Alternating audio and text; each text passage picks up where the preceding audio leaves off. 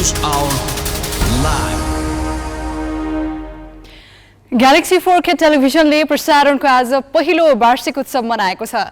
प्रविधिमा गुणस्तर, विषयवस्तुमा गहनता र प्रस्तुतिमा नवीनताका कारण छोटो समयमा यस टेलिभिजनले स्वदेश र विदेशमा रहनुभएका यहाँहरू लाखौं दर्शकको विश्वास जित्न सकेको छ।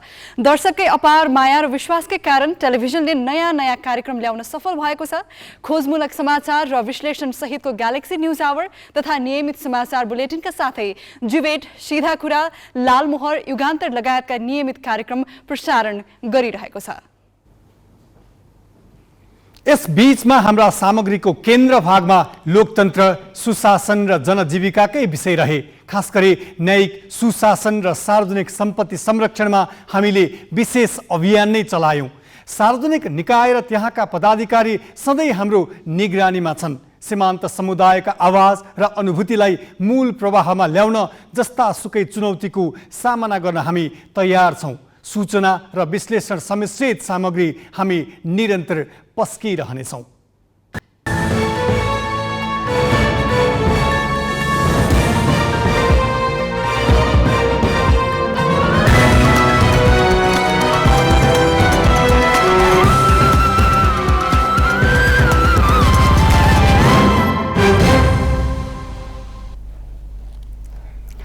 नमस्कार, यो हो ग्यालेक्सी न्यूज आवर। अब हेडलाइन्स।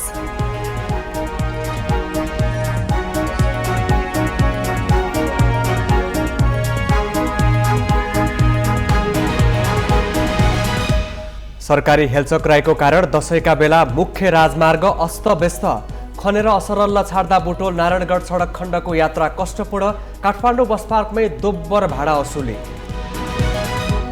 स्थानीय चुनावको खर्च विवरण नबुझाउनेहरू प्रदेश र संघमा उम्मेद्वार बन्न नपाउने भएपछि जरिवाना तिर्न थाले। 42 जनाबाट उठ्यो 1 करोड 67 लाख। बजार मूल्य बढे पनि क्रय शक्ति बढ्न नसक्दा दशैंमा किनमेल गर्ने उपभोक्ता निकै कम। व्यापारी भन्छन् लागत बढेपछि मूल्य बढ्नु स्वाभाविक। काबुलको विद्यालयमा भएको आक्रमणमा मर्नेको संख्या 35 पुग्यो। मृतक मध्ये अधिकांश किशोरी, 84 जना घाइते। र सुदूरपश्चिम राजधानी कपको उपाधि लुम्बिनीलाई। कर्णाली ट्राइबेकरमा 9-8 गोलले पराजित। लुम्बिनीका फागुराम चौधरी उत्कृष्ट खेलाडी घोषित।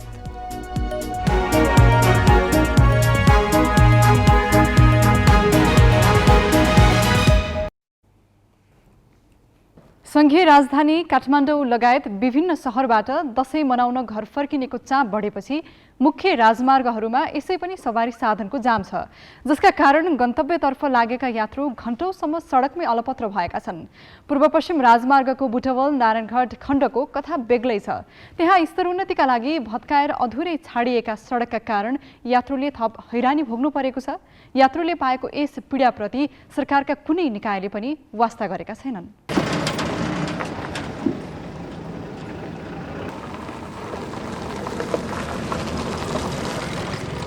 पूर्व पश्चिम राजमार्ग अन्तर्गत पर्ने नारायणगढ बुटोल सडक खण्डमा यात्रुले पाएको कष्ट हेर्ने हो भने यही दिन देख्नलाई दशैं मनाउन हिँडिएछ भन्नुपर्ने अवस्था छ। एकपटक हिँड्ने यात्रु मात्र होइन, दिनहुँ ओहोर दोहोर गर्नुपर्ने चालकको पीडा झन् सुनि नसक्नु छ। टायर पङ्चर हुने, बाटो हिँड्न धुलो हान्नु पर्यो, बढी बाटो हिँड्दाखेरि बाटो नबनेर गाह्रो भयो हामीलाई। दशैंमा सवारी साधनको चाप पनि बढी छ। सामान्य अवस्थामा 3 घण्टाभित्रै पुग्न सकिने नारायणगढ बुटोल सडक खण्डमा अहिले भने 7 घण्टाभन्दा बढी समय लाग्छ। खराब सडकका कारण धुलो र हिलोको शास्ति भनी नसक्नु छ। कुल 114 किलोमिटर सडक खण्डको वैकल्पिक मार्ग नभएकाले यात्रा झन्झटिलो र पीडादायी भएको छ। कपडा आउँदाखेरि बाटो भरि धुलै खाल्टा खुल्टुल मान्छे अब कपडा नुहाइधुवाइ गरेर आए पनि जसरी सवारी साधन लिएर जाँदा पनि धुलोले पनि हिँड्दाखेरि पनि ठाउँमा पुग्दा पनि अब राम्रो गन्तव्यताले पुगिँदैन, सबै धुलोले गर्दा। ठाउँ-ठाउँमा भत्किएको र भत्काएर अलपत्र छाडिएको सडकको अवस्था हेर्ने हो भने यसलाई राष्ट्रिय राजमार्ग भन्न पनि सुहाउने देखिँदैन। बाटोमा पाएको शास्ति त छँदैछ। समयमै गन्तव्यमा नपुग्दा अर्को आपत बिहोर्नुपर्छ। यात्रुको तालिका बिथोलिन्छ। अर्को गाडी चढ्नुपर्ने भए त्यो पनि छुट्छ। यो सडक खण्ड भएर यात्रा गर्नु युद्ध जित्नु जत्तिकै कठिन छ।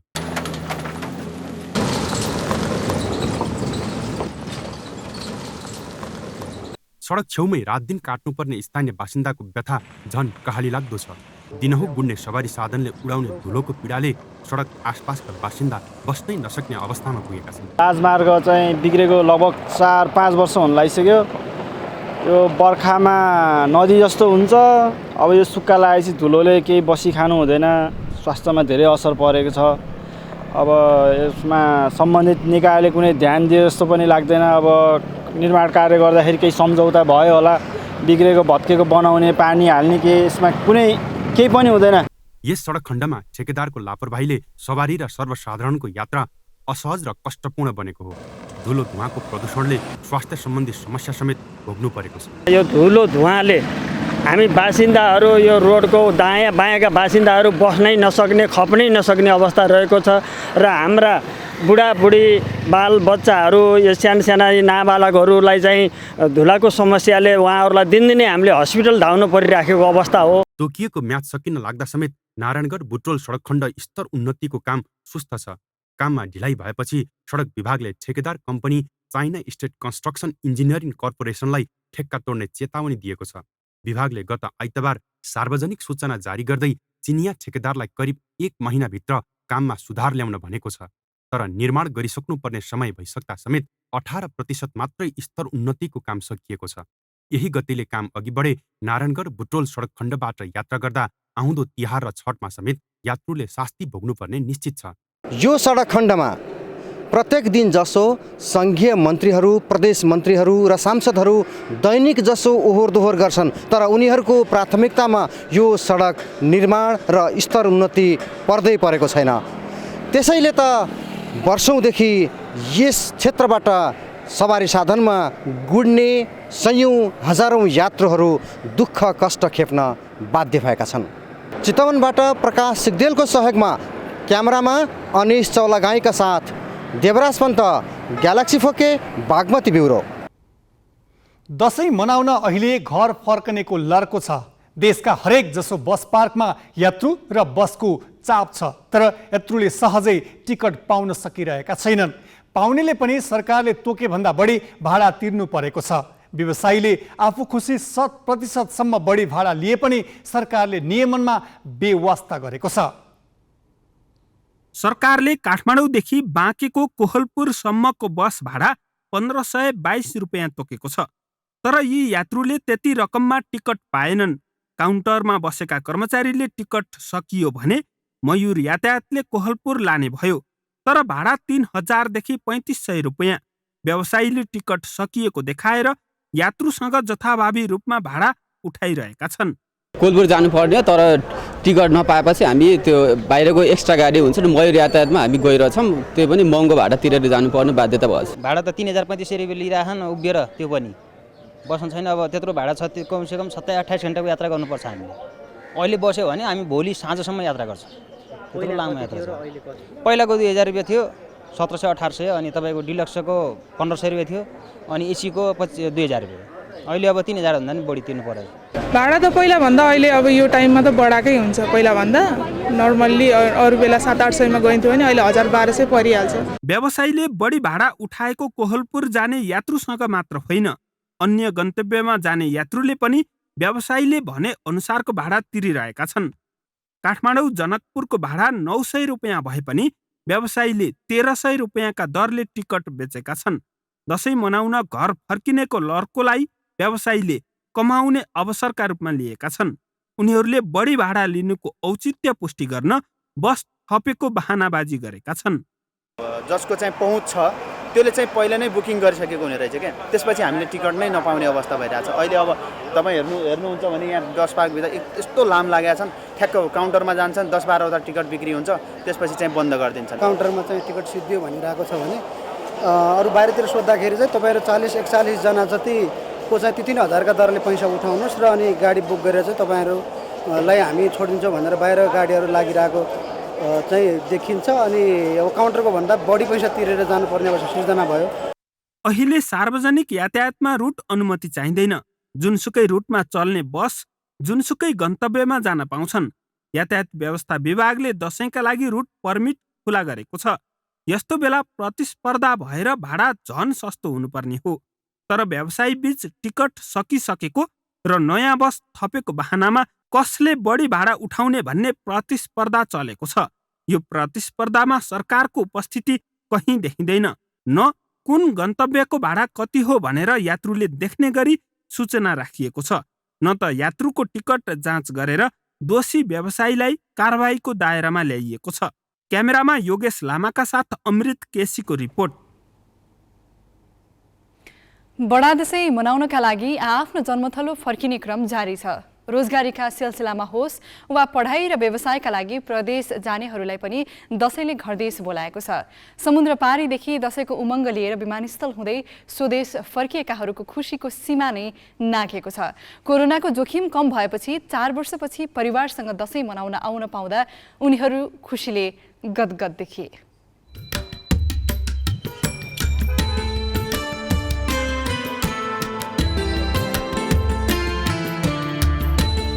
हामी नेपालीहरूको महान चाड बडा दशैं हाम्रो घर घरभित्र छिरिसकेको छ र रोजगारी, पढाइ र अन्य कामले समुद्र पारी जानेहरू यति बेला दशैं मनाउनका लागि देशभित्र भित्रिएका छन्।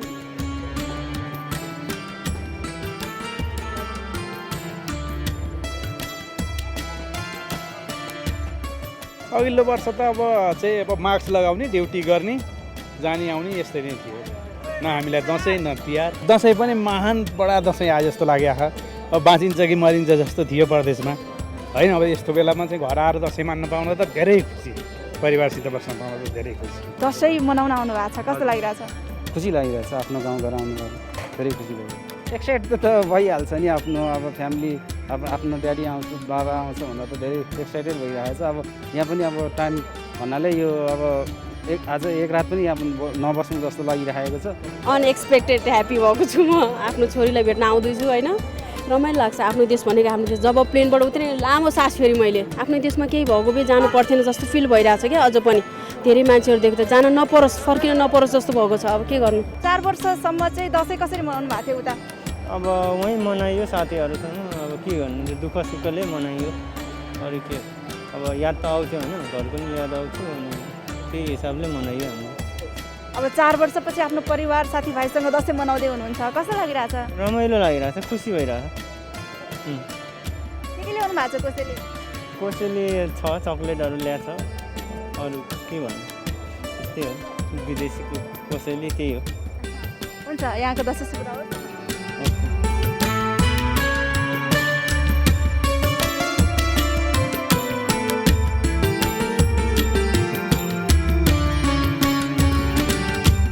परादशी हो। परादशीमा आफ्नो परिवारलाई भेट्न पायो भने त्योभन्दा ठुलो कुरा के हुन्छ र होइन। हामीलाई एकदम तपाईँहरूलाई पनि विचार शुभकामना है। पोहोर पनि आउनु भएको थियो? पोहोर होइन, 3 वर्ष भयो। 3 वर्षपछि आउनु भएको छ, दसैँ मनाउन आउनु भएको छ, कस्तो लागिरहेछ? घरमा आउँदा त खुसी नै लाग्ने हो नि परदेशीलाई। आफ्नो ठाउँमा आउँदाखेरि अनि आफ्नो फ्यामिलीसँग आउँदा अभियसली कसैलाई खुसी हुँदैन होइन। एकदम खुसी छु। के ल्याउनु भएको छ त कसैले? कसैले त्यही नै होला, मेरो त पर्सनल थिङ्सहरू फ्यामिलीको लागि होइन, खुसी भन्नको लागि स्पेसली आएको मान्छे म त आइरहेको हुन्छु। त्यही भएर चाहिँ खासै यस्तो स्पेसली केही पनि छैन। रमाइलो भइरहेको छ परिवारसँग दसैँ मनाउन पाउँदा। दसैँको मुखमा होइन, छुट्टी मिलाएर विदेशबाट परदेशमा आउँदाखेरि रमाइलो भइरहेको छ। उता चाहिँ के गर्नुहुन्छ? उहाँ चाहिँ म कुक पेसामा काम गर्छु। मालदिभ्स भन्नु? हजुर। हुन्छ, यहाँलाई दसैँको शुभकामना। हस्, हजुरलाई पनि दसैँको शुभकामना।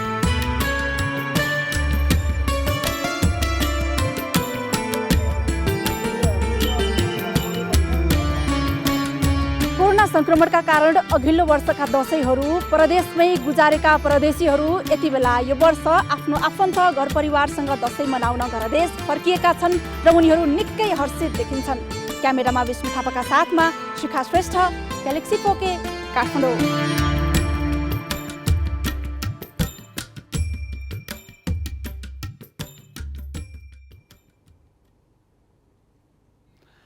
हर्ष, उल्लास र उत्साहको पर्व दशैंलाई बिस्तारै आधुनिकीकरण, सहरीकरण र नक्कल गर्ने परम्पराले छोप्दै लगेको छ।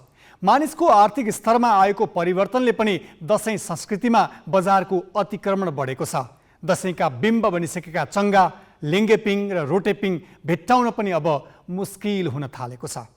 स्थापनाबाट सबैतिर दशैंको चहल पहलले छपक्कै छोइसकेको छ।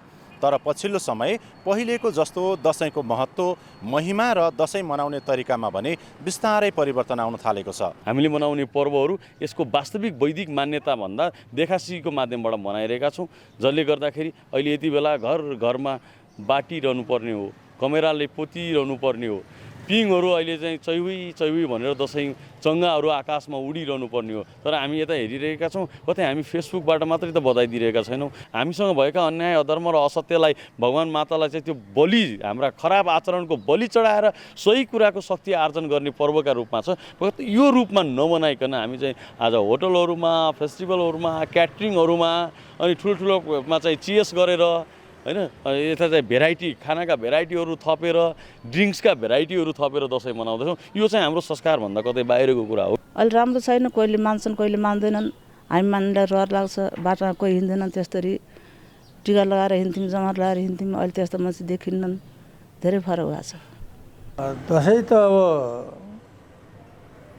पुरानो यसो चाहिँ आपसी जमघट हुने यसरी मनाउने हो के अरे। अहिले केही भिन्नता छ, केही त परम्परा पनि त्यति छोडिसकेका त छैन अहिले पनि मान्छेहरूले। पहिला हामीहरूकोमा यसो रोटेपिङ भन्छन्, चर्पिङ, त्यो पनि हुन्थ्यो। त्यही हो हामीहरूको चाहिँ त्यो परम्परा के। अहिले त्योभन्दा हरेक विकासले पनि धेरै अगाडि बढिसक्यो। केही विचारहरू पनि परिवर्तन भएको होला नयाँ नयाँ पिँढीमा। हामीमा खासै परम्परा छाडे पनि छैनौँ। अहिलेको अलिकति तडकभडक अलिकति बढी गर्नुपर्ने भए हुनाले अलिकति हाम्रो त मासु खाने चलन पनि त्यो बेला थिएन। अहिले तडकभडक पनि थिएन। बुढाबुढी त टाढा एक दिन दुई दिन बाटो चेलीबेटीहरू ज्वाइँ चेलाहरू भान्जा भान्जी आयो भने चाहिने निकै चाहिँ मन मर्यादा पनि हुन्थ्यो। भातको पनि मर्यादा थियो। पाहुना आयो भने भात पकाउने, दसैँ आयो भने भात पकाउने चलन थियो। अघिपछि कोदा रोटी मकै आफ्नो हाम्रो भएको चाहिँ स्थानीय त खाने यस्तो चलन थियो। पहिला आफ्नो जुन धर्म, रीतिरिवाज, चालचलन, वेशभूषा अनुसार चलिराखेका हुन्थ्यो भने अहिले यो विदेशी नक्कल गर्ने जुन प्रवृत्ति हाबी भएको छ, त्यसले हामीहरूको परम्परालाई बिस्तारै सायद यसले कमजोर बनाउँदै गएको छ कि भन्ने लाग्छ। पहिलेको दसैँभन्दा अहिलेको दसैँमा आफन्त मान्यजनबाट टिका लगाउने र त्यसपछि घुम्ने प्रचलन बढेको छ। बढ्दो प्रविधि र विकाससँगै दसैँमा शुभकामना आदान प्रदान गर्ने शैली पनि बदलिएको छ। हातले लेखेर शुभकामना दिएका पुस्ताहरू पनि अहिले नयाँ सूचना र प्रविधिको प्रयोग गर्न थालेका छन्। सूचना प्रविधिको बढ्दो प्रयोगले शुभकामना दिने शैली डिजिटलमय बन्दै गएको छ भने कोरोना महामारीपछि भेटेरै शुभकामना साटासाट गर्ने चलनमा समेत बिस्तारै कमी आउन थालेको छ। तर दसैँको माहौल र चहल पहलले भने घर आँगनमा उमङ्ग ल्याइसकेको छ। क्यामेरामा विकास खत्रीका साथ सुदीप पुरी, ग्यालेक्सी 4K, सुर्खेत। पिङ खेल्ने, चङ्गा उडाउने र आफन्तजनसँग भेटघाट र आत्मीयता साटासाट नै दसैँका खास विशेषता हुन्। त्यसैले त टाढा टाढादेखि हिँडेका यात्रु घर पुग्ने हतारोमा छन्। तिनलाई समयमा र सुरक्षित रूपमा गन्तव्यमा पुग्ने वातावरण बनाउनु सरकारको दायित्व हो। यत्रो ठगिन नदिन पनि सरकारी निकाय चनाखो हुनुपर्ने हो। तर यहाँ सरकार पुरै हात उठाएर बसेको देखिन्छ। अब केही न्यूज संक्षेपमा। धादिङ, काभ्रे, दाङ र सल्यानमा भएका सवारी दुर्घटनामा परि 5 जनाको मृत्यु भएको छ। 63 जना घाइते भएका छन्। धादिङ बेसीबाट सल्यानटारतर्फ जाँदै गरेको ट्रक हनुमान डाँडामा दुर्घटना हुँदा कपिल वस्तुका इन्द्रजित पासी र सद्दाम अन्सारीको मृत्यु भएको हो। 8 जना घाइते भएका छन्। घाइतेको धादिङ अस्पतालमा उपचार भइरहेको छ। गम्भीर घाइते 2 जनालाई थप उपचारका लागि काठमाडौँ ल्याइएको छ। यस्तै काभ्रेको डाँडागाउँबाट बनेपातर्फ आउँदै गरेको बोलेरो गैरी भन्ज्याङमा पल्टिँदा 1 जनाको मृत्यु भएको छ। 4 घाइते भएका छन्। घाइतेहरूको धुलीखेल अस्पताल र बनेपा स्थित शिर मेमोरियल अस्पतालमा उपचार भइरहेको छ। उता दाङको घोराई स्थित भैँसी बगाउने खोला नजिकै बस दुर्घटना हुँदा 34 जना घाइते भएका छन्। अनियन्त्रित भएर बस दुर्घटना भएको प्रहरीको भनाइ छ। घाइतेमध्ये बस चालकको अवस्था गम्भीर छ। घाइतेहरूको राप्ती स्वास्थ्य विज्ञान प्रतिष्ठानमा उपचार भइरहेको छ।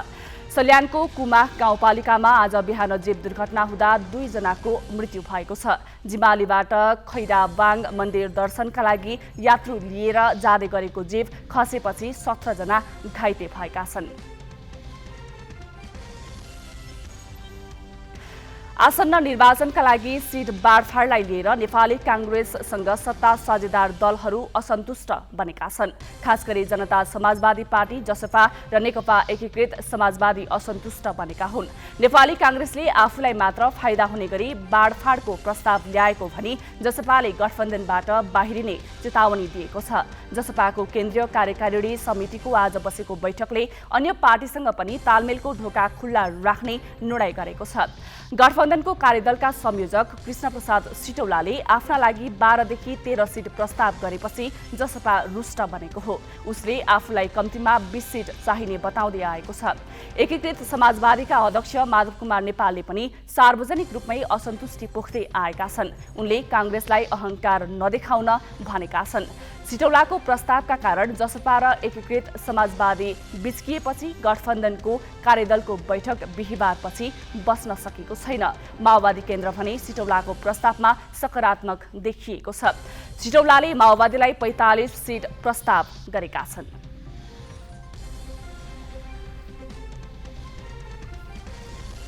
बलात्कार आरोप लागेका क्रिकेटर सन्दीप लामिछानेले असोज 20 गते काठमाडौँ आउने बताएका छन्। आज फेसबुकमा स्टाटस लेख्दै सन्दीपले आफ्नो स्वास्थ्यमा सुधार आएकाले अक्टोबर 6 मा नेपाल फर्किने उल्लेख गरेका हुन्।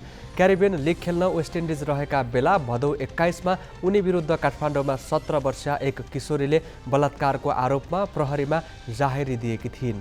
त्यसपछि सन्दीप सम्पर्कविहीन भएका थिए।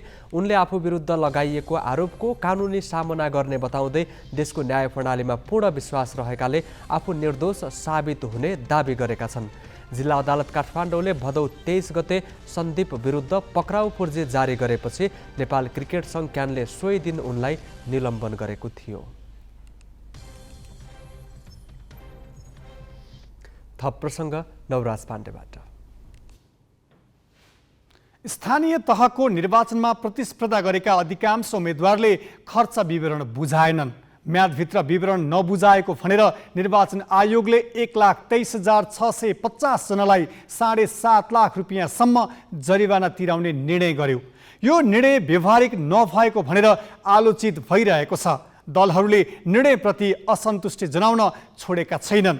तर मङ्सिर 4 मा हुने निर्वाचनमा उम्मेद्वार बन्न चाहनेहरूले भने अहिले धमाधम जरिवाना बुझाइरहेका छन्। आयोगले प्रतिनिधि सभा र प्रदेश सभा निर्वाचनका लागि उम्मेद्वारको खर्चको सीमाबारे असोज 11 गते प्रमुख राजनीतिक दलसँग छलफल गर्यो। त्यस छलफलमा दलका प्रतिनिधिले खर्चको सीमाभन्दा पनि स्थानीय तहका उम्मेद्वारलाई तोकिएको जरिवाना रकमबारे बढ्ता चासो राखे। उनीहरूले उम्मेदवारी दर्ताको रकम समेत अरूले बुझाइदिनुपर्ने निम्न तहका उम्मेद्वारलाई समेत न्यूनतम 1,50,000 रुपियाँ जरिवानाको निर्णय गरेकोमा आयोगप्रति असन्तुष्टि पोखे। कानुन लाउने अर्थात् सामान्यतया मानिसहरूलाई दण्डित गर्ने भन्ने नाममा सिलौटामा मरिच राखेर घनले हाने जस्तो गर्नुभयो भन्ने खालको कुरा गरेँ। त्यो उहाँहरूको पनि ध्यान आकर्षण भएको छ र यो चाहिँ अत्यन्तै चाहिँ मर्माहत भएका मानिसहरूको बारेमा मैले कुरा उठाएको हुँ। खर्चको विवरण उम्मेदवारहरूले नबुझाउँदाखेरिको पछिल्लोचोटि निर्वाचन आयोगले जसरी चाहिँ यो खर्च चाहिँ भरण गर्नका निम्ति जुन खालको चाहिँ कानुनी बाटो अवलम्बन गरेको छ त्यसको विषयमा चाहिँ हामीले विशेष गरी अब हामीहरूले आग्रह गरेका छौँ कि यसमा चाहिँ नियतवश भन्दाखेरि पनि थोरबहुत चाहिँ त्यो खालको चाहिँ गम्भीरता निर्वाचन आयोगले पनि भनिदिन सकेन या चाहिँ त्यो खालको अवस्थामा उम्मेदवारहरू पनि पुग्न सक्नु भएन। किन भन्दाखेरि स्थानीय तहसम्मकोमा यत्रो ठुलो चाहिँ अवस्था आउँछ भनेर पनि गाउँकोले कतिपयले जान्दैन। दलहरूले आयोगको निर्णयलाई लिएर विरोध जनाइरहँदा प्रतिनिधि सभा र प्रदेश सभा निर्वाचनका लागि समानुपातिक सूचीमा परेकाहरूले भने धमाधम जरिवाना रकम बुझाइरहेका छन्। उनीहरूले प्रतिस्पर्धाबाट बाहिरिनुपर्ने डरका कारण जरिवाना बुझाएका हुन्। दलहरूले समानुपातिक उम्मेद्वारको बन्द सूची बुझाए यता स्थानीय तहको निर्वाचनमा विभिन्न पदमा प्रतिस्पर्धा गरेका 42 जनाले 1,67,50,000 जरिवाना तिरेका छन्। अब कतिपयले बुझाइसक्नु 42 जनाले बुझाइसक्नु भएको त्यो त भयो र समानुपातिकको हकमा ठमेलको वाणिज्य ब्याङ्क हामीले आज र भोलि पनि खोल्दिन भनेका छौँ। त्यसपछि समानुपातिकको हकमा अब समस्या रहँदैन। बुझाउने जतिले बुझाइसक्नुहुन्छ किनभने 16 गते त फाइनलै हुने हो होइन। लिस्टहरू आइसकेको छ र यहाँले भने यस्तै प्रत्यक्षतर्फ अफिस खुल्ने दिन दसैँपछि अफिस खुल्ने दिन पहिलो दिन नै मनोनयन दर्ता गर्ने समय भएको हुनाले अब यो विषयमा आयोगमा छलफल हुन्छ अब सम्भवतः अब कुनै न कुनै एउटा अल्टरनेट उहाँहरूलाई पैसा बुझाउने कुनै वैकल्पिक व्यवस्थाको लागि चाहिँ आयोगले केही न केही निर्णय गर्ला। आयोगका अनुसार जरिवाना बुझाउने मध्ये अधिकांश राष्ट्रिय प्रजातन्त्र पार्टीका हुन्। अहिलेसम्म समानुपातिक सूचीमा पर्नेहरूले जरिवाना बुझाएकोमा प्रत्यक्ष निर्वाचनको प्रतिस्पर्धा गर्न चाहनेले पनि अब जरिवाना तिर्ने आयोगको बुझाइ छ। देशभरका 753 स्थानीय तहमा उम्मेदवारी दिएर खर्च विवरण नबुझाएका उम्मेदवारबाट 24 अर्ब रुपियाँभन्दा बढी रकम जरिवाना बापत दाखिला हुने आयोगको हिसाब छ। क्यामेरामा रिकेश सिंहका साथ अङ्गराज नेउपाने, ग्यालेक्सी फोके, काठमाडौँ। प्रमुख प्रतिपक्षी नेकपा एमाले सत्ताच्युत भए लगत्तै पार्टी विभाजनको चोट खेप्नु पर्यो। माधव नेपाल सहितको एउटा समूह पार्टी छाडेर जाँदा उनीहरूसँगै रहेका केही प्रभावशाली नेता भने एमालेमै रहे।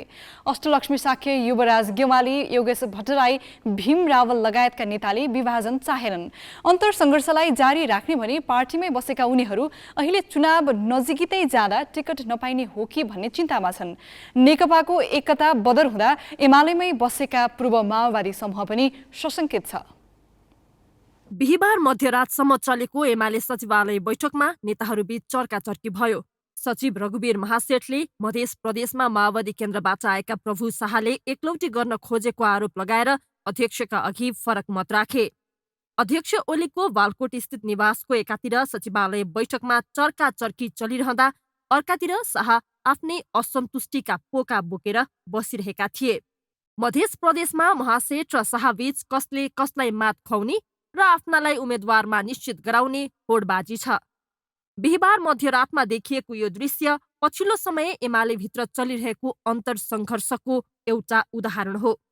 यसबाहेक लामो समय ओलीको विरोधमा लागेर पार्टी विभाजनताका एमालेमै रहेका नेताहरू समेत अध्यक्षले बदलाभाव राखेर आफूहरूलाई किनारा लगाउने हुन् कि भन्ने चिन्तामा छन्। यद्यपि उम्मेद्वार टुङ्गो लगाउने दिन नजिकै जाँदा उनीहरूले खुलेर यो कुरा भने भन्न सकेका छैनन्। एमाले असोज 3 गते निर्वाचन आयोगमा पेश गरेको समानुपातिकका उम्मेद्वारको बन्द सूचीमा खासै कुनै संशोधन नहुने भनेको छ। तर माओवादीबाटै आएका र विभाजनताका एमालेमै बसेकाहरू आफूहरूले पाउनुपर्ने जति स्थान नपाएको गुनासो लिएर हरेक दिन जसो बालकोट धाइरहेका छन्। बन्द सूचीलाई सच्याउने दिन बाँकी रहेकाले आफ्ना तर्फका सिफारिस सूचीको सुरुवाती क्रम सङ्ख्यामै समेटिनुपर्ने उनीहरूको माग छ। त्यसो त एमालेको तल्लो तहबाट आएका सिफारिसमा 10 बुँदे पक्षधरदेखि पूर्व माओवादी नेतासम्म सर्वसम्मत सिफारिस भएका छन्। कतिपय ठाउँमा वैकल्पिक सिफारिसमा परे पनि जित सुनिश्चित हुनेलाई मात्र टिकट दिने मापदण्ड एमाले बनाएको छ। यस्तोमा पार्टीमा अब कुनै समूह हेरेर विभेद नगरिने संस्थापनको भनाइ छ। अहिले हामी सबै एमाले छौँ। अब एमाले पार्टीभित्र यो र त्यो भन्ने जुन गुटको अर्थमा अथवा विभाजन देखिने खालको आधारको अर्थमा जुन भन्नुभयो नि त्यस्तो अहिले छैन। यसबाट धेरै पीडा खप्यौँ हामीले, अब फेरि पीडा खप्न चाहँदैनौँ। त्यसैले यो सबै आधारमा होइन, नेकपा एमालेको तर्फबाट कसले निर्वाचन जित्छ त्यस्तो व्यक्तिको खोजी गरेर हामी निर्णय गर्छौँ। एमाले पार्टीभित्रका असन्तोषका स्वर मत्थर पार्ने र उम्मेद्वार टुङ्गो लगाउने जिम्मा अध्यक्ष ओली र महासचिव शङ्कर पोखरेललाई दिएको छ। तर पार्टीभित्रको अन्तर सङ्घर्षका बीच अन्य दलबाट आएकाहरूलाई समेत व्यवस्थापन गर्नुपर्ने चुनौती एमाले नेतृत्व सामु छ। यस्तोमा समानुपातिकमा जसो तसो थामथुम भए पनि प्रत्यक्षका हकमा भने एमालेलाई उम्मेद्वार टुङ्ग्याउन निकै सकस हुने देखिएको छ। सप्तरीबाट जितेन्द्र झाका साथमा सृजना घिमिरे, ग्यालेक्सी फोके, काठमाडौँ। यसैबीच मङ्सिर 4 गते हुने प्रतिनिधि सभा तथा प्रदेश सभा निर्वाचनका लागि मुख्य निर्वाचन अधिकृतको कार्यालय र निर्वाचन अधिकृतको कार्यालय स्थापनाको क्रम आज सुरु भएको छ। असोज 20 गतेभित्र सबै निर्वाचन क्षेत्रमा मुख्य निर्वाचन अधिकृतको कार्यालय र निर्वाचन अधिकृतको कार्यालय स्थापना भइसक्ने आयोगले जनाएको छ। अब केही न्यूज संक्षेपमा। बलात्कारको झुटो जाहेरी दिएको आरोपमा प्रहरीले एक महिलालाई पक्राउ गरेको छ। नवलपरासी बर्दघाट चिसापानी घर भई काठमाडौँको जडीबुटी बस्ने 34 वर्षीय महिलालाई प्रहरीले पक्राउ गरेको हो। आफूलाई एक पुरुषले भक्तपुरको लोकन्थलीमा अचेत बनाएर बलात्कार गरेको भनी ती महिलाले प्रहरी वृत्त थिमीमा जाहेरी दिएकी थिइन्। जाहेरीमाथि अनुसन्धान गर्दा घटना नै नभएको खुलेपछि उनलाई पक्राउ गरी अनुसन्धान अघि बढाइएको जिल्ला प्रहरी परिसर भक्तपुरका प्रवक्ता राजु पाण्डेले जानकारी दिए। ललितपुरको खोकना सिकाली जात्रामय भएको छ। सिकाली चौरमा रहेको मन्दिरमा भेला भएर स्थानीयले जात्रा मनाइरहेका हुन्। त्यहाँका स्थानीयले दशैंको सट्टामा घटस्थापनाको दिनदेखि नवमीसम्म सिकाली जात्रा मनाउने गरेका छन्। जात्रामा स्थानीयले आफ्नो परम्परागत बाजा पनि बजाउने गरेका छन्। हरेक नागरिक र देशमा शान्ति मिलोस् भन्ने कामनासहित जात्रा मनाउने गरिएको स्थानीयले बताएका छन्।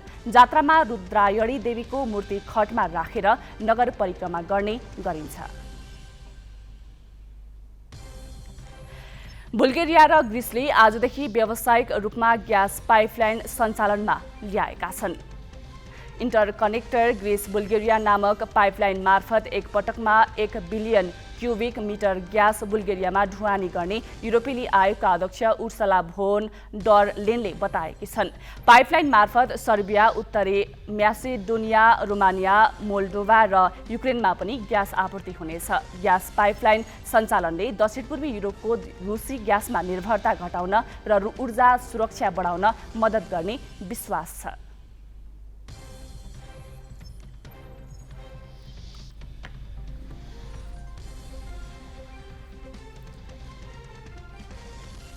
अफगानिस्तानको राजधानी काबुल स्थित शैक्षिक संस्थामा भएको आत्मघाती विस्फोटमा परि मृत्यु हुनेको सङ्ख्या 35 पुगेको छ। मृत्यु हुने मध्ये अधिकांश किशोरी हुन्। पश्चिम काबुलमा रहेको 10A बर्ची क्षेत्रस्थित काज शिक्षा केन्द्रमा परीक्षा चलिरहेका बेला शुक्रबार आत्मघाती विस्फोट भएको थियो। विस्फोटमा परि 84 जना घाइते भएका छन्। 10A बर्ची अल्पसङ्ख्यक हजारा समुदायको बसोबास रहेको क्षेत्र हो। हजारा समुदायलाई लक्षित गरेर विस्फोट गराएको विरोधमा महिलाहरूले आज काबुलमा प्रदर्शन गरेका छन्। उनीहरूले हजारा समुदायका महिलालाई सुरक्षा दिन नसकेको भनी सरकारको आलोचना गरे। संयुक्त राष्ट्रसङ्घले घटनाको निन्दा गरेको छ। थाइल्यान्डको फुकेटमा जारी ताओ शाकाहारी महोत्सवमा 100 भन्दा बढीले जिब्रो छेडाएका छन्।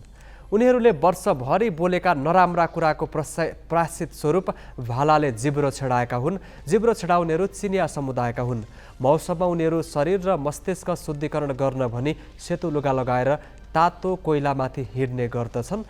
5 दिन अघि सुरु भएको महोत्सव अझै 4 दिनसम्म चल्नेछ। कोभिडको कारण पछिल्ला 2 वर्ष महोत्सव भएको थिएन।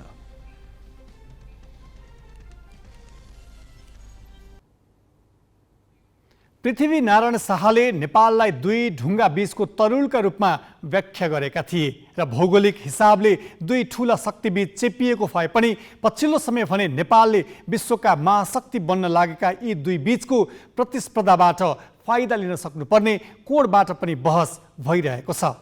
यसका लागि आधारभूत विषयमा भने देशका शक्तिबीच आम सहमति बन्नुपर्ने विज्ञहरूको सुझाव छ। तत्कालीन राजा ज्ञानेन्द्र शाह सक्रिय शासनमा रहँदा भारतले आफ्नो शासनलाई समर्थन नगरेकाले उनले चाइना कार्डको नीति लिए। सार्कमा चीनलाई पर्यवेक्षकका रूपमा भित्र्याउँदा उनले चाइना कार्ड खेलेको भनेर टिप्पणी गरिएको थियो। तर भारत विरुद्ध चीनसँगको निकटताको उनको तुरुप सफल हुन सकेन र राजतन्त्र नै देशबाट विदा हुन पुग्यो। परम्परागत प्रतिस्पर्धी यी 2 देशसँग एक अर्कालाई जुधाउने भन्दा पनि दुवैको विश्वास लिएर नेपालले आर्थिक प्रगति गर्न सक्ने जानकारहरू बताउँछन्। अनि त्यो यहाँ जो चिनिया लगानीको आएको चाहिँ छ त्यो बिजुली चाहिँ हामी किन्दैनौँ भनेर भने त अविश्वास भयो। त्यसले पहिले त विश्वास लिनु पर्यो। हामी तपाईँहरू अहितमा छैनौँ भनेर हामी सबैले एउटै मुखले भनौँ कि हामी सबैले। त्यसो भएपछि अनि बल्ल विश्वास लिन सकिन्छ। अब अहिले हामी अड्क्यौँ त्यसरी नै हो। ठुल्ठुला किन लगानी आइरहेको छ? जब सम्भावना त हाम्रो जस्तो देशमा राम्रो जनशक्ति प्रशस्त मात्रामा चाहिँ मेहदी छन् नेपालीहरू होइन। 2टा ठुलो यत्रो अर्थतन्त्रको बिचमा हामी छौँ भने बजार त ठुलो बजार हो नि त्यो भन्नुहोस् त। अब अर्थतन्त्रको हिसाबले गर्दा चाहिँ चाइनाको चाहिँ सायद 15 ट्रिलियन जति डलर, इन्डियाको चाहिँ 3 ट्रिलियन जति। यहाँ त नेपालमा चाहिँ त्यसरी चाहिँ लगानीकर्ताहरू ल्याएर पुँजी र प्रविधि ल्याएर वस्तु उत्पादन र सेवा उत्पादन गरेर चाहिँ एक्सपोर्ट गर्ने हो भने त हामी त केही 1 दशकभित्रै सबभन्दा सम्बन्ध देशमा उत्पादन हुन सक्थ्यौँ गर्न पर्यो हैन। त्यसरी कुन चिजबाट चाहिँ यो गिभ एन्ड टेक गर्दाखेरि चाहिँ नाका खुल्ने हो त? केमा एस्योर गराउनु पर्ने हो? अघि हामीले कुरा गऱ्यौँ कुनै पनि हाम्रो भूमिलाई अर्काको देशको विरुद्ध चल्न दिने छैनौँ। त्यो त लिप्सिङमा त गर्न भएन नि।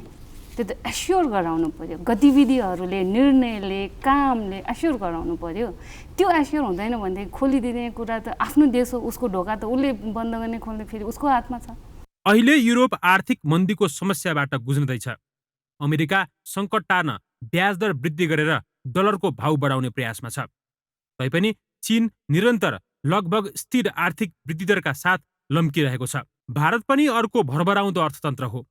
यी दुवैसँग नेपालको सीमा जोडिएकाले उनीहरूले प्राथमिकतामा नराखेका क्षेत्रका उत्पादन निर्यात गरेर नेपालले लाभ लिन सक्ने ठाउँ छ। तर यसका लागि नेपालले दुवै छिमेकीको विश्वास भने जित्न सक्नुपर्छ। त्यो यसै पनि स्वभावतः नेचुरल ट्रेडिङ एलाइजको रूपमा त्यो हुन्छ। भारततिर हाम्रो त्यो टिल्ट जियोग्राफिकली गर्दा पनि त्यसले दूरी, घनत्व र विभाजन यी तीनै आयामबाट पनि रियल चेन अलिक टाढा छ। उसँगको सम्बन्ध हामीले चाहिँ अलिकति सायद एयर कनेक्टिभिटीबाट बढी त्यसलाई घनीभूत बनाउन सक्यौँ भने बढी फाइदा लिन सकौँ होला। अब त्यही चीनसँगको ट्रेड पनि कलकत्ता भएर आउने हो नि, घुमेर साङ्घाई हुँदै कलकत्ता भएर घुमेर आउँछ। अब रेलबाट ल्याउने भन्ने कुराहरू त्यो भोल्युम इत्यादिले त्यो तुरुन्तै साथ देला जस्तो मलाई लाग्दैन होइन। एकदम टाढो छ, लागतको कुराहरू आउँछन्, कस्टले जस्टिफाई गर्नु पर्यो। सो यो हामी उनीहरूभन्दा प्रतिस्पर्धी छैनौँ, त्यसैले उनीहरूले उत्पादन नगर्ने, उनीहरूभन्दा फरक खालका वस्तुहरूमा हामी गयौँ भने अनि बल्ल निर्यात एउटा टुरिज्मै हो। हाम्रो हिमाल उनीहरूसित छैन होइन, अथवा जुन छ भनेपछि टुरिज्म हाम्रो एक्सपोर्ट हुन सक्यो, एउटा पृथक युनिक होइन। भारतीय मिडल क्लासलाई पनि यहाँ भित्राउनु पर्यो र चिनिया मिडल क्लासलाई पनि यहाँ ल्याउनु पर्यो। एयर कनेक्टिभिटीका कुराहरू महत्त्वपूर्ण। नेपाललाई दुई ढुङ्गा बीचको तरुल भन्ने पृथ्वीनारायण शाहको पुरानो कथन सामरिक हिसाबले सचेत हुनुपर्ने कोणबाट लिने गरिएको थियो। तर सीमासँग जोडिएका ती दुवै देशसँग अब नेपालले सामरिक भन्दा पनि आर्थिक हित हुने गरी सम्बन्ध गाँच्न सकिए बदलिँदो भू राजनीतिक प्रतिस्पर्धाबाट नेपालले फाइदा लिन सक्छ। तर जुनसुकै बेला पनि राजनीतिक विवादमा समय खेर फाल्ने नेतृत्वले दुवै देशको आर्थिक वृद्धिबाट फाइदा लिने गरी एक अर्का विरुद्ध प्रयोग नहुने निश्चितता दिलाउन आवश्यक छ भन्ने कुरामा कसैको दुईमत नहोला। Pawan Paudel, galaxy 4K, Kathmandu. Galaxy 4K टेलिभिजनले स्थापनाको 1 वर्ष पुरा गरेको छ। गत वर्ष असोज 15 गते विधिवत प्रसारण सुरु भएको टेलिभिजन यसबीचमा सीमान्त समुदायका समस्या र सार्वजनिक निकाय एवं पदाधिकारीको खबरदारीमा विशेष केन्द्रित भएको थियो। पहिलो 1 वर्ष कस्तो रह्यो त? नेपालमै पहिलो पटक 4K प्रविधि अवलम्बन गरी प्रसारण सुरु भएको टेलिभिजन ग्यालेक्सीको गत वर्ष असोज 15 गते प्रधानमन्त्री शेरबहादुर देउवाले उद्घाटन गरेका थिए। औपचारिक रूपमा प्रसारणमा आएदेखि नै ग्यालेक्सी टेलिभिजनले सीमान्त समुदायका आवाज उठाउँदै आएको छ। औपचारिक रूपमा प्रसारणमा आएकै दिन रोजगारीका लागि भारत जाने युवाले असुरक्षित र अपमानजनक तवरले गर्नु परेको श्रम र सङ्घर्षलाई मुख्य विषय बनाएको थियो। थाहा भयो सर, मरेको म यस्तो गरी मर्यो 3 वर्षपछि थाहा भयो। त्यसपछि ज्वाइँ गयो। जनचासोका विषय पछ्याउने क्रममा ग्यालेक्सी टिम महाकाली नदीमाथिको तुइन काटिदिएर भारतीय सुरक्षा कर्मीले नेपाली युवक जयसिंह धामीलाई नदीमै बेपत्ता पारेको ठाउँ दार्चुलामा तत्काल पुगेको थियो र प्रत्यक्षदर्शीको बयानसहित स्थलगत घटना बाहिर ल्याएको थियो। गत वर्ष नै कुनै सरकारी अधिकारी नपुग्दै ग्यालेक्सी टिम पुगेको थियो सिन्धुपाल्चोकको बेमाथानमा, जहाँ पहिरोले मेलम्ची खानेपानी आयोजनामा पुर्याएको क्षतिको अवस्था सदृश्य देखाएका थियौँ। यति बेला हामी मेलम्ची खानेपानी परियोजनाको मुख्य सुरुङ स्थल अम्बाथान आइपुगेका छौँ। यति मात्र होइन, काठमाडौँ उपत्यकाको फोहोर व्यवस्थापनका जटिलता र विभिन्न आयाम केलाउने क्रममा हामी सिसडोल पुग्यौँ। त्यहाँको यथार्थ अवस्था र सिसडोल वासीका आवाजलाई प्रकाशमा ल्यायौँ।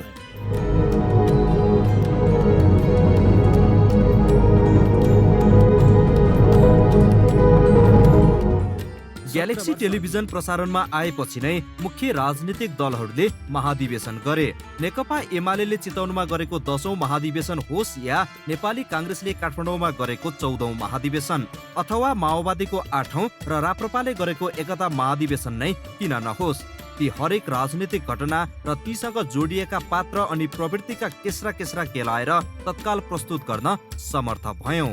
प्रधानमन्त्री देउवाको भारत भ्रमणका छिनछिनका प्रत्यक्ष जानकारी त दियौं नै, त्यस क्रममा देखिएका नेपाल र भारत सम्बन्धका अनेक तन्तुहरू पनि केलाएर प्रस्तुत गर्यौं।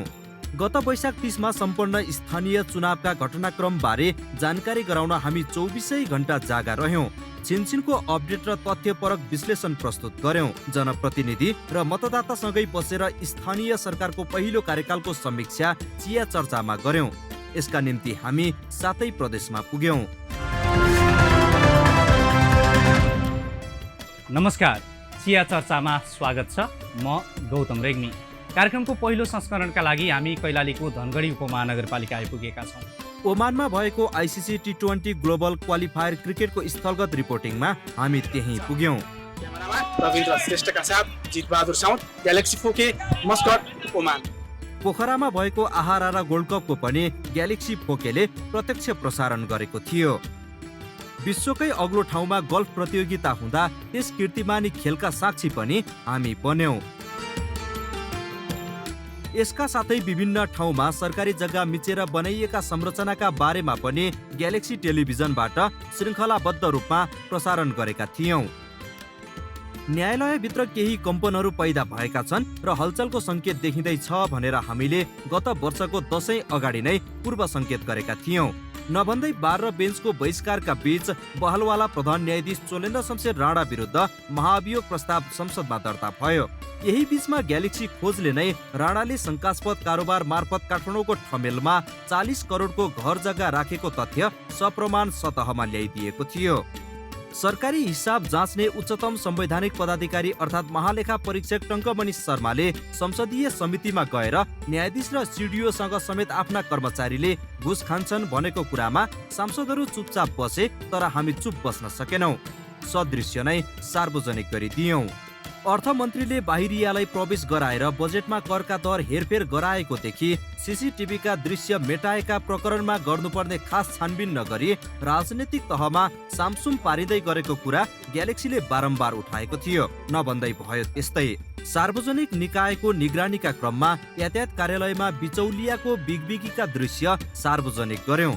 हरेक सरकारी कार्यालयका झ्यालमा सेवाग्राहीले पाउने शास्तिका अनेक श्रृङ्खला प्रस्तुत गरेर सम्बन्धित निकायलाई झकझक्यायौं।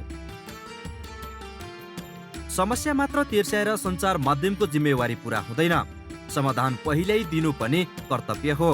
पहिलो वार्षिक उत्सवका अवसरमा साताव्यापी ग्यालेक्सी गोलमेच आयोजना गरी देश कसरी बनाउने भनेर विभिन्न क्षेत्रका विज्ञ तथा सरकारवाला बीच अन्तर्क्रिया सम्पन्न भए। हरेक साँझ 8 बजे खोजमूलक र विश्लेषणात्मक सामग्री सहितको ग्यालेक्सी न्युज आवर, छिनछिनका समाचार बुलेटिन अनि सिधा कुरा, जिबेट, लालमोहर, युगान्तर छोटो समयमै लोकप्रिय बनेका छन्। यस बीचमा प्रसारित crime petrol, prime time with Vijay Kumar, little champ जस्ता कार्यक्रमले पनि दर्शकको मन जित्न सफल भए।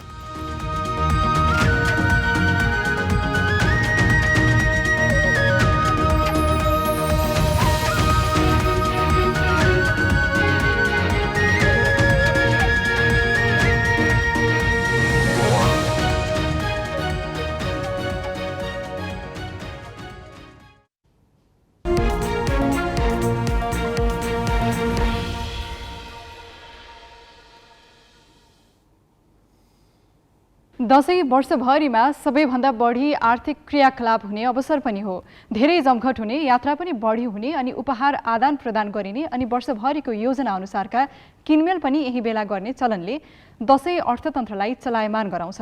अघिल्ला 2 वर्ष कोरोनाले गाजेकाले यसपटक आर्थिक क्रियाकलाप थप बढ्ने अपेक्षा थियो, तर थेग्नै नसक्ने गरी महँगी बढेकाले उपभोक्ताले मन फुकाएर किनमेल गर्न सकेका छैनन्। यही कारण अपेक्षित व्यापार नभएको व्यवसायीको अनुभव छ। अघिल्ला 2 वर्ष कोभिडले दशैंलाई सङ्कुचनमा पार्यो। टिकाटालो खानपान पनि साँघुरियो। बजार त सुनसान जस्तै थिए। यसपालिको अवस्था फरक छ। कोभिड हराउँदै गएकाले बजारमा चहल पहल ह्वात्तै बढेको छ। एकातिर गाउँ फर्किनेहरूको चाप छ भने अर्कातिर बजारमा पनि पाइला हाल्ने ठाउँ छैन। यसले दशैंको रौनक थपेको मात्र होइन, अर्थतन्त्रलाई पनि थप चलायमान बनाएको छ। राष्ट्र बैङ्कका अनुसार दशैंका लागि बजारमा थप 70 अर्ब रुपैयाँ प्रवाह भएको छ। यो बैंकिङ प्रणाली मार्फत बजारमा गएको पैसाको हिसाब हो। अनौपचारिक प्रणाली मार्फत हुने कारोबारको हिसाब नै छैन। दशैंले गाउँदेखि सहरसम्मैको बजारलाई गतिशील त बनाएको छ, तर महँगीका कारण उपभोक्ताले धक फुकाएर खर्च गर्न सकेका छैनन्। आम्दानी नबढेकाले उपभोक्ताले खर्च गर्न कन्जुस्याइ गर्नु परेको छ। अहिले 4-5 वर्ष भइसक्यो, कहिले कोरोनाको दसैँ, कहिले के को दसैँ, लकडाउन, कहिले के यस्तै गरी बितिरहेको हो। अहिले वर्ष अलि शान्त होला कि भने झन् अहिले डेङ्गुले गर्दाखेरि जम्मैतिर बिरामी छ। अनि चलपल त्यति देखाएको छैन मैले, जाम मात्रै बढी छ। जहाँ ततै जाम हुन्छ त्यस्तो महँगी त अचकाली कुरै गर्न पर्दैन। पहिला 1300मा खाइरहेको चामल अहिले 2200 पुग्यो। अब नुन तेल मरमसला त्यस्तै छ, तेल त्यस्तै छ, गाडीको पार्ट पुर्जाहरू त्यस्तै महँगो छ, केही चिज सस्तो छैन यहाँ त। दसैँमा त अब हाम्रो बिदा मिलेन, अब यहाँको मान्छेको बिदा मिलेछ। हाम्रो दसैँको बाद छठमा बिदा मिल्छ क्या। अनि कस्तो आइराखेको छ दसैँ? के छ दसैँ त राम्रो छ। अब सबै अब काठमाडौँमा अलि सुनसान हुन्छ, गाउँघरमा अलि चहल पहल हुन्छ। दसैँ दुर्गा अनुष्ठान, उपासना र पूजा अर्चनाको मात्र पर्व होइन, दसैँसँग लुगाफाटो र खानपिन पनि जोडिएर आउँछन्। त्यसैले यसबेला खाद्यान्न र लुगाफाटो बढी नै खपत हुन्छ। यही बेला भारतबाट आयात हुने खाद्यान्न निकै महँगिएका छन्। चामल गेडागुडीको भाउ बढेको छ। चामलको मूल्य 2 सातामै 40% बढेको छ। लत्ता कपडाको भाउ पनि व्यापारीले अचाकली बढाएका छन्। दसैँमा धेरै खपत हुने मासु पनि पर्छ। व्यापारीले मासुको भाउ पनि बढाएका छन्, जसका कारण निम्न मध्यम वर्गकालाई मात्र होइन, मध्यम स्तरको आय भएकाहरूलाई पनि दसैँ मान्न धौधौ परेको छ। छैन दसैँ जस्तो भएकै छैन। खोइ सबैको व्यवसाय चल्नु पर्यो, सबै गार्मेन्ट चल्नु पर्यो, सबै पसल व्यवसाय सबै चले पो सबैको रोजीरोटी हुन्छ, अनि सबै काम हुन्छ त होइन। अब सबैको छैन। अब यसपालि दसैँ यस्तै होला जस्तो। 2-4 पैसा अलि त खेलाउनेलाई त ठिकै हो, तर मध्य र निम्नलाई त एकदम गाह्रो छ। उपभोक्ताले पाइलै पछि महँगीको सामना गर्नु परे पनि बजारमा कहीँ कतै सरकारको उपस्थिति छैन। महँगी नियन्त्रणमा सरकारी बेवास्ताले सामाजिक, सांस्कृतिक र पारिवारिक मिलनको उल्लासपूर्ण पर्वमा उपभोक्ताले खल्लो महसुस गर्नु परेको छ। क्यामेरामा सञ्जय घिमिरेका साथ अक्षर काका, ग्यालेक्सी फोके, काठमाडौँ। यसैबीच बजारमा चहल पहल बढे पनि उपभोग्य सामग्रीको खपत किन बढेन भनेर हामीले केही व्यवसायीसँग सोधेका छौँ।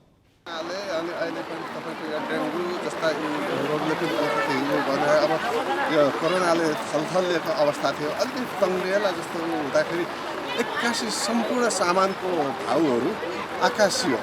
खाद्यान्नदेखि लिएर हर सामानको भाउ आकाशिएपछि हाम्रो उपभोक्ताहरूमा त्यो क्रय शक्ति बिल्कुल घटेर गएकोले गर्दाखेरि अति आवश्यक चिजहरू अलिकति सामान्य काम चलाउने किसिमले मात्रै उपभोक्ता मित्रहरूले किनिराख्नु भएको छ। अहिले नाकामा अलिकति चाहिँ के भने कस्टै बढी हालेर लिएर आउँदाखेरि हामीले नै महँगै तिरेर पर्यो। हामीले महँगो लगाएन, हामी त यहाँ 5, 10, 15, 20 आयो भने हामी दिन्छौँ, तर के भने हामीलाई नै चिनी लाउने होलसेलवालाले महँगो लगाएको छ। त्यही भएर हामीले बाध्यता भएर अलिकति महँगो लगाएको स्वाभाविक हो। हामीले महँगो गरेको होइन, माथिबाट आउने मान्छेले जुन होलसेलवाला छ उहाँहरूले महँगो गर्नु। त्यति साह्रो त छैन, अरू बेला जस्तो भिडभाड हुन्थ्यो, मान्छेको पसिनै जान्थ्यो, त्यसरी व्यापार छैन, हेरिराख्नुहुन्छ होइन। अहिले त अलिअलि सहज भएको फुटफाट व्यापार। सरकारले 2075मा गठन गरेको सार्वजनिक खर्च पुनरावलोकन आयोगले ऐन तथा विशेष ऐन अन्तर्गत गठित समिति, परिषद तथा आयोगमध्ये अधिकांशलाई गाभ्न वा तल्ला तहमा हस्तान्तरण गर्न सुझाव दिएको थियो। तर सरकारले गठन आदेश मार्फत औचित्य नै पुष्टि नहुने संरचना खडा गरेको छ। विद्युतीय सुशासन आयोग खडा गरेर त्यसको प्रमुख कार्यकारी अधिकृतमा प्रधानमन्त्री शेरबहादुर देउबाका सूचना प्रविधि विज्ञ दिपेश बिष्टलाई नियुक्त गरिएपछि सरकार फेरि आलोचित बन्न पुगेको छ। राजपत्रमा प्रकाशित सूचनामा दिपेश बिष्टलाई नै नियुक्ति दिन मिल्ने गरी प्रावधान मिलाइएको थियो। निर्वाचन आचार संहिता लाग्नु केही दिन अघि मात्र प्रधानमन्त्रीका सूचना प्रविधि विज्ञ भइसकेका बिष्टलाई नियुक्ति गर्ने निर्णय गरिएको हो। नेपालमा सूचना प्रविधिका क्षेत्रमा काम गर्ने गरी राष्ट्रिय सूचना प्रविधि केन्द्र, खारेजीको सिफारिस भइसकेको प्रमाणीकरण कार्यालयका अलावा सञ्चार तथा सूचना प्रविधि मन्त्रालय छन्। मन्त्रालय अन्तर्गत सूचना प्रविधि विभाग तथा महाशाखा लगायतका संरचना पनि छन्। डिजिटल नेपाल नामक परियोजना समेत ल्याउने सरकारी तयारी छ।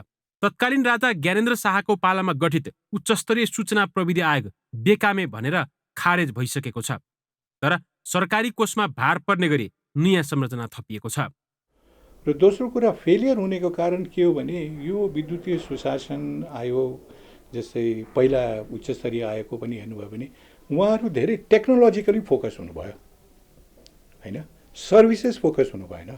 टेक्नोलोजी त एउटा माध्यम हो, अन्तिममा गएर त यो सबै राष्ट्रको विकास, नागरिकको विकास होइन, अर्थतन्त्रको विकासमा धेरै नजिकसँग जोडिएको कुरा हो।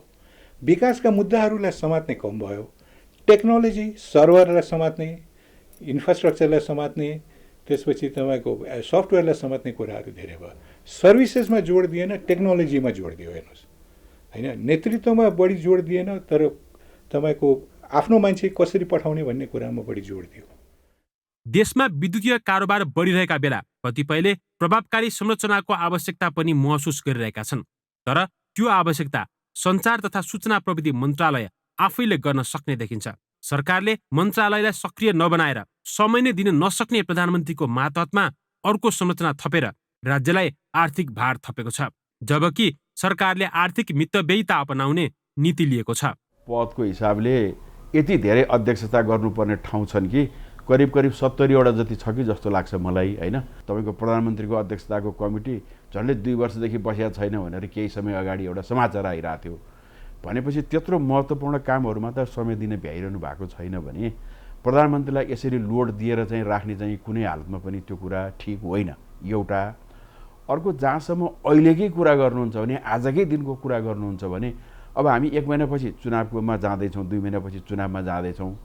भोलि के हुन्छ, सरकार को आउँछ, के आउँछ होइन, 5 वर्षको लागि कुन सरकारले के नीति लिएर आउँछ, त्यो कुराको निमित्त 2 महिना कुरिदिएको भए अब जे कुरा हामीले जे स्थापना गर्छौँ त्यसले चाहिँ कमसेकम 5 वर्ष त स्थायित्व पाउँथ्यो कि। देशमा सार्वजनिक संस्थाहरू बढी भएकाले खारेजी गर्न 2075 सालमा गठित आयोगले सयौंको सूची बुझाएको थियो। तर यसरी खारेजी भइसकेका संरचना थप्न प्रधानमन्त्री मात्र होइन, उनी मातहतका मन्त्री पनि अग्रसर छन्। संघीय मामिला तथा सामान्य प्रशासन मन्त्री राजेन्द्र श्रेष्ठले यसअघि खारेजीमा परिसकेका उपेक्षित उत्पीडित दलित वर्ग उत्थान विकास समिति, पिछडिएको समुदाय उत्थान समिति र वादी समुदाय उत्थान समिति जस्ता संरचना बिउताएका छन्। यसले देशको खस्कँदो आर्थिक अवस्थामा झनै बोझ थप्ने पक्का छ। क्यामेरामा रिकेश सिंहका साथमा पवन पौडेल, ग्यालेक्सी फोके, काठमाडौँ। अब खेलकुदको प्रसङ्ग।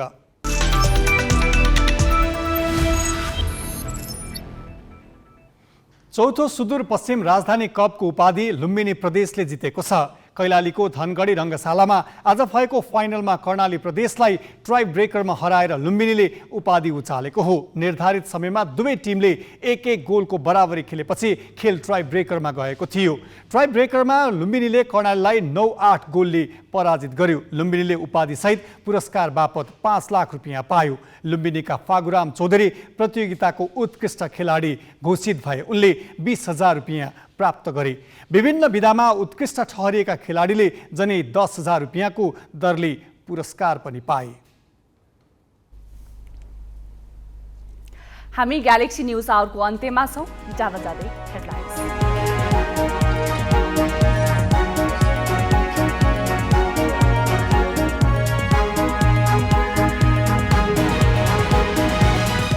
सरकारी हेलचक्राइको कारण दशैंका बेला मुख्य राजमार्ग अस्तव्यस्त। खनेर असरल्ल छाड्दा बुटोल नारायणगढ सडक खण्डको यात्रा कष्टपूर्ण। काठमाडौँ बस पार्कमै दोब्बर भाडा असुली। स्थानीय चुनावको खर्च विवरण नबुझाउनेहरू प्रदेश र सङ्घमा उम्मेद्वार बन्न नपाउने भएपछि जरिवाना तिर्न थाले। 42 जनाबाट उठ्यो 1,67,00,000 रुपैयाँ। बजार मूल्य बढे पनि क्रय शक्ति बढ्न नसक्दा दशैंमा किनमेल गर्ने उपभोक्ता निकै कम। व्यापारी भन्छन् लागत बढेपछि मूल्य बढ्नु स्वाभाविक। काबुलको विद्यालयमा भएको आक्रमणमा मर्नेको संख्या 35 पुग्यो। मृतकमध्ये अधिकांश किशोरी, 84 जना घाइते। र सुदूरपश्चिम राजधानी कपको उपाधि लुम्बिनीलाई। कर्णाली ट्राइब्रेकरमा 9-8 गोलले पराजित। लुम्बिनीका फागुराम चौधरी उत्कृष्ट खेलाडी घोषित।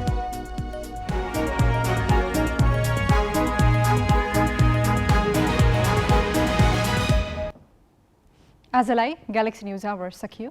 नमस्ते।